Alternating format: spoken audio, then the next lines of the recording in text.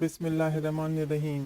تمام تعریفیں اس اللہ رب العزت کے لیے لائق اور زیبا ہیں جو تمام جہانوں کا بنانے والا اور اسے پالنے والا ہے۔ کروڑوں درود اور سلام ہوں آخری نبی محمد مصطفیٰ صلی اللہ علیہ وآلہ وسلم پر۔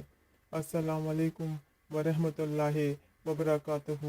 ناظرین اور سامعین، آج کی ہماری گفتگو کا عنوان سورۃ الطلاق کی برکات اور فضیلت ہے۔ یہ سورت قرآن پاک کے 28ویں پارے میں ہے۔ کھیت میں زیادہ غلہ پیدا ہونے کے لیے اول اور آخر تین مرتبہ درود شریف اور درمیان میں ایک مرتبہ یہ سورت پڑھ کر ریت پر دم کر دیں، پھر اس ریت کو پورے کھیت میں پھینک دیں یعنی بکھیر دیں۔ انشاءاللہ تعالی غلہ بہت زیادہ پیدا ہوگا۔ شدید زخموں کے لیے اول اور آخر تین مرتبہ درود شریف اور درمیان میں 3 مرتبہ یہ سورت پڑھ کر زخموں پر دم کر دیں۔